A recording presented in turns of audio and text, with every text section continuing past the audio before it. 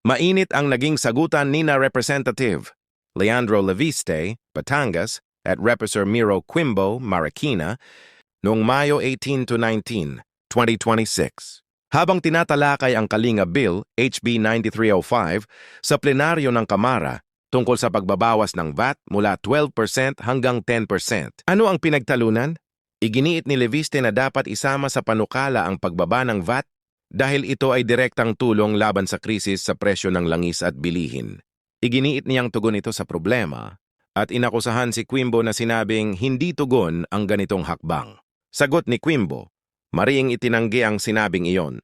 Ipinaliwanag na labag sa saligang batas at patakaran ng Kongreso ang pagsisingit ng ibang paksa sa isang panukala. Ang Kalinga Bill ay para lamang sa autoridad ng Pangulo na suspindihin ang buwis sa langis kapag kailangan. Ang pagbaba ng pangkalahatang VAT ay dapat hiwalay na panukala.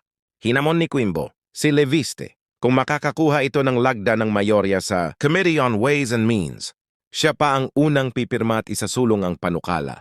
Nagtalo rin sila tungkol sa kung dapat bang sapilitan o nasa Pangulo ang desisyon ng pagbawas ng buwis. Halos magkasagutan ng masakit, sinabi pa ni Quimbo, ang mga Batanggenyo hindi lamang sinusulat sa papel ang usapan, dugo ang ginagamit para tindigan ang paninindigan bilang pagtugon sa matigas na paninindigan ni Leviste. Natigil muna ang pag-usad ng panukala dahil sa matinding pagtatalo. Mr. Speaker, I move to recognize the gentleman from the 1st District of Batangas, Congressman Leandro Leviste. First Any interpellation. objection? Chair hears none. The gentleman from Batangas has the floor. Thank you, Mr. Speaker. Mr. Speaker, alam ko po marami tayong ibang agenda pa, kaya hindi po ako magtatagal basta papayag si Chairman Quimbo sa aking mga panukala patungkol sa Section 23, Suspension of Value-Added Tax and Excise Tax. Mr. Speaker, tulad ng nabanggit ng iba, noong Marso, ipinasa natin ang panukalang batas para bigyan ang Pangulo ng kapangyarihan na isuspende ang excise tax sa langis, ngunit hindi po ito ginamit para sa diesel at gasolina. Ang ating butihing chairman ng Ways and Means Committee ay nagpahayag din noong Abril 14 na dapat suspendihin ang value-added tax sa langis for 60 days dahil any foregone revenues could already be offset by gains realized in the first quarter, and if you reach a particular threshold on collection ng VAT, pwede na tayong mag-suspend kasi may windfall na tayo. May I ask the good sponsor if I can get your support that we amend Section 23 from the President may suspend for a period not exceeding 60 days to the following shall be suspended for a period of 60 days. At the appropriate time, that can be done. But if you ask my opinion today, I don't agree with it because this is an executive decision. If you do that, you remove the bare essence of why we passed this. We passed this legislation for the executive, for it to be armed to address what it feels like is needed to be done. It's a political decision. So ultimately, to say that it has to be suspended and it's going to be mandatory, I think removes the essence of what Article 6, Section 23 is, which is the delegation of this legislative power. So, but at the appropriate time, the gentleman is free to make the necessary motion if he so wishes. But obviously, it's not something that I cannot act on right now. Ako po ay nai-inform lamang sa magandang analysis ng butihing chairman ng Ways and Means Committee na mismong nagpahayag noong April 14 na dahil sa windfall ng collection natin sa unang quarter ng 2026, noong Abril pa, kaya na nating suspendihin ang value-added tax ng 60 days. Hindi po ba totoo na dahil sa windfall, kaya natin suspendihin ang value-added tax ng 60 days? Hindi po eh. So ito po ang report ng Department of Finance na ang kanilang naging increase for the first quarter because of the increase in gas prices, ang tinaas lang ng collection nila ay 3.1 billion. Pagdating po sa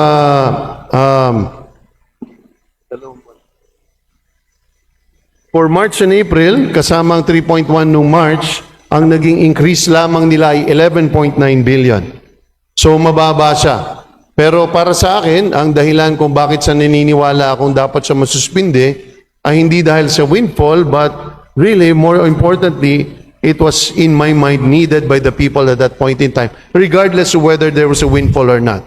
I felt like at that point in time, it was much needed, regardless of the financial cost, because the moral cost was going to be higher at that point in time. Fortunately, gas prices have gone down and have stabilized. So whatever situation we were facing then, it is not as gruesome as we thought and as we were experiencing then. Thank you, Mr. Chair. Bumabase lang po ako sa pahayag ninyo noong April 14 na sinabi ninyo na dahil sa windfall, kaya na nating suspendihin ng 60 days ang VAT. Ngunit, dagdag ko din dito yung dahilan mo na kahit hindi ito the case, moral na isuspende natin ang VAT dahil hindi makatarungan na mas tumaas pa ang kita ng ating gobyerno sa panahon na naghihirap ang ating mga kababayan. And on your point that we are creating a power to grant to the executive, alam naman po nating lahat na nasa kapangyarihan ng Kongreso na mismo magdesisyon na isuspende na lang ang VAT at ang excise tax. Ibig niyo po bang sabihin, Mr. Chair, sa ngayon, tutol kayo sa pagsuspende ng VAT at excise tax? Huwag nating sabihin gusto nating ibigay itong kapangyarihan sa executive. Sa tingin niyo po ba, dapat o hindi ba dapat isuspende ng Kongreso ang VAT at excise tax sa langis? Ako naniniwala kung dapat siyang isuspinde.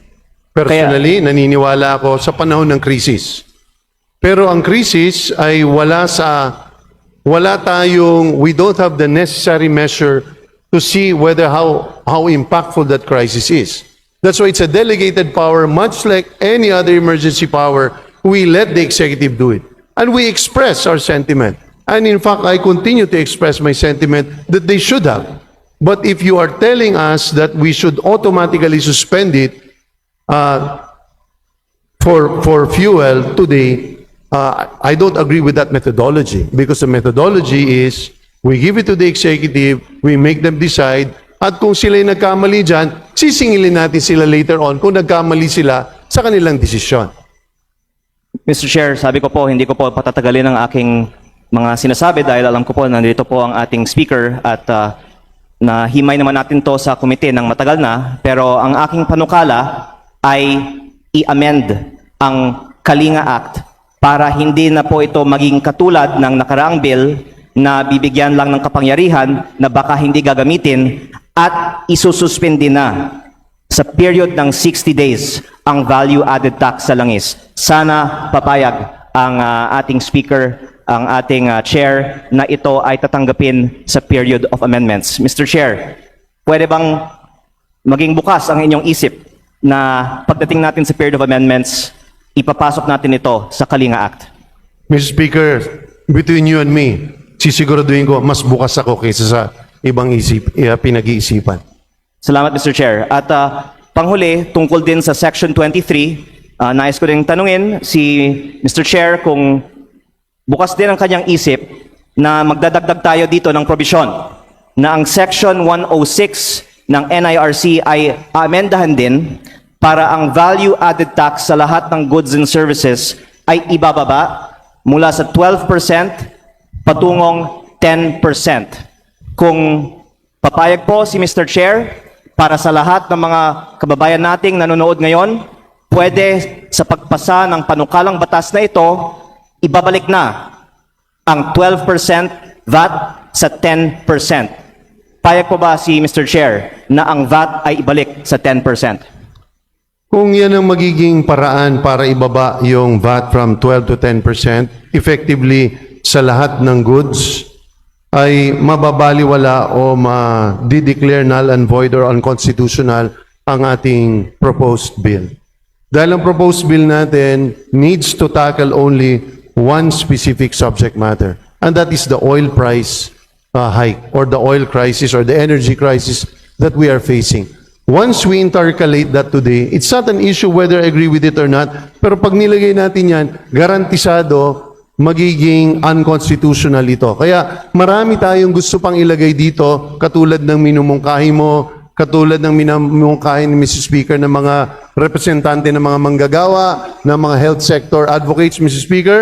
Pero sabi ko, pag nilagay po natin lahat dito at hindi ito directly connected sa epekto ng energy crisis na temporary, ito ay masiset aside. At alam yan ng lahat ng abogadong nasa August Hall na ito na yan ay napaka-basic constitutional tenet.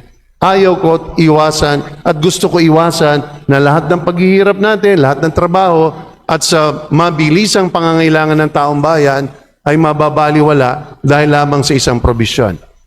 Ang sinasabi ni Mr. Chair ay ang pagbaba ng VAT mula 12 patungong 10% ay hindi tukon sa oil crisis. At sa aking pananaw, ito po ay certainly tugon sa oil crisis. Kaya hindi naman dapat maging dahilan ito na isatabi ang panukalang ito. Ngunit kung Hindi ko papayag sinabi din- yun, Mr. Speaker. Hindi ko sinabi hindi yung pagtugon. Ha? Ako'y hindi Batanggenyo, ako'y Marikenyo. Mas magaling kayo sa pananagalog at Pilipino. Pero namnamin mo yung pananalita ko. Hindi ko sinabing hindi ang pagtugon. Apektado ang apektado. Pero ang sinasabi ko, legally, hindi yan ang nararapat na pamamaraan o rota na dapat daanan. Kailangan very specific tayo dito kasi mababaliwala. And that's a very basic constitutional precept that for every bill, you can only have one subject matter. Sa aking pananaw, ito pong pagbaba ng value-added tax ay certainly pasok sa subject matter nitong bill. Pero rather than debating the form, okay po ako na ibang form basta maipasa itong substance.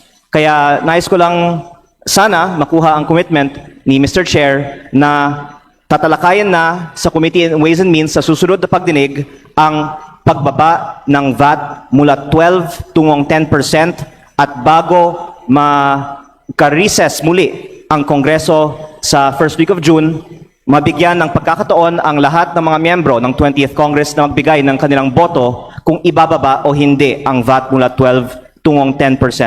Papayag po ba si Mr. Chair na yan ang deadline natin by the first week of June?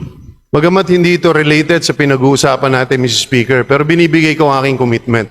At ang commitment na hinihingi ko pabalik, bagamat wala ako naririnig pang mabigat na mga argumento pagdating sa numero, kung magkano ang kikitain, anong magiging overall effect kapag binabaan natin ang VAT, magkano ba ang magiging gains, windfall gain ng ating lipunan, ng bawat pamilyang nagpapakahirap. Hindi pa natin pinag-uusapan yon. Pero ang challenge ay binibigay ko. Sabi nga po, para mapagbotohan, kapag siya nakakuha ng pirma ng majority, ako na mauna, pipirma ako dyan para ibabayan. As soon as you're able to get the signature of majority of the members of the Ways and Means Committee, akong mauna, ipapasa natin yan sa ating committee. That is my commitment. Salamat, Mr. Chair. Baka imbes na kailangan sa labas ng mga pagdinig natin pag-usapan itong bagay, baka pwede sa committee mismo mag-manifest ng posisyon ng mga miyembro ng Ways and Means Committee para malaman na rin ng kanilang mga constituents kung gusto nila ang VAT ay 12% o 10%. Kaya baka sa susunod nating pagdinig pwedeng i-manifest nito transparently for the information ng sambayanan. Mr. Speaker, kung wala kang masahanaping mas transparent pa kundi yung papel. Unless natatakot ang aking kaibigan na hindi siya makakuha ng pirma. Malinaw, kung hindi sino pipirma, yung taong yun ay hindi supportive. Ano Opo. pa pag-uusapan doon? Pareho naman po ang But you ating cannot tingin, hold Mr. Chair. hostage a process.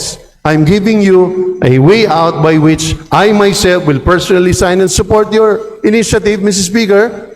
Pero gawin natin sa tamang proseso. At ako ang mauna, kasama mo ako, kabagang mo ako dyan sa laban na yan. Thank you, Mr. Chair. Whether it's in writing or in the committee, okay po ako sa panukala ninyo na malalaman ng sambayanan ano ang posisyon ng bawat miyembro ng Ways and Means Committee, kung dapat 12% o 10% ang VAT sa mga susunod na mga linggo.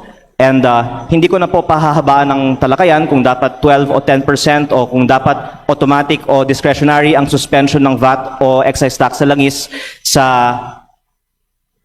segment na ito dahil narito po si kagalang-galang na Speaker of the House. I believe that we still have the period of amendments to follow for the Kalinga Act.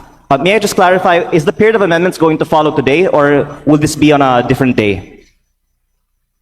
It will be today. So those of us who are interpolating now still have time to discuss with the chair in between now and the period of amendments some of the proposals that we would put forth. And I would like to manifest that I don't think that we have a quorum in today's session, and that I hope that before we move forward on the discussion of the Kalinga Act, the good chair will agree to amend Section 23 of the Kalinga Act. Thank you, Mr. Chair. Mr. Speaker, if I may, sa Yes. just to respond. Walang mas matibay pa na ebidensya kundi kasulatan. Ang mga Batanggenyong nakilala ko sa sinaunang panahon, sa kasaysayan, hindi lamang sinusulat sa papel ang usapan. Dugo ang ginagamit para tindigan ang kanilang paninindigan. Kung ang pang mangyayari lamang ay usapan, hindi natin alam sino present, sino absent, walang mas malinaw na basihan kundi papel. At yan ang challenge. Magtulong tayong dalawa. Ilagay natin sa papel, ikaw pipirma, ako pipirma, kumbinsin natin ang ating mga kasama. At kapag yan ay umabot tayo ng majority, sinasabi ko sa iyo, approve pagdating yan sa ating committee. Kung magtatagal tayo sa debate sa committee, walang katapusan yan. Ang mangyayari dyan, magiging pasikatan na naman. Maglalabas tayo sa kung saan-saan. Tayong dalawang kawawa dyan. So patunayan ng ating mga kasama, supportive ba sila o hindi? Maglabas tayo ng kasulatan at sumulat tayong dalawa, pirmahan natin yan, wala ka nang masahanapin pang ebidensya. 100% agree po ako kay Mr. Chair tungkol sa pagperma para sa pagbaba ng VAT sa Ways and Means Committee. Pero tungkol sa Kalinga Act na sa aking pagkakaalam ay for approval ngayong araw, ang kasulatan naman po ay napakalinaw sa Section 23 na ang panukala ko ay amendahan ang the President may maging the following shall be suspended for a period of 60 days. At uulitin ko po muli, sa tingin ko, wala tayong quorum sa araw na ito. Kaya sana sa mga susunod na minuto, pwede natin talakayin kay Mr. Chair kung papayag siya na amendahan natin para maaprubahan ngayong araw ang Kalinga Act. Salamat po. Mr. Chair, it's either you question the quorum or not. Pwede tayong mag-roll call ngayon o mamaya kung gusto Session niyo. suspended. Hindi tinitreaten tayo dito sa ganyan, di ba? Call a spade, my friend. Pwede natin Session suspended. Session suspended. pabilang ngayon.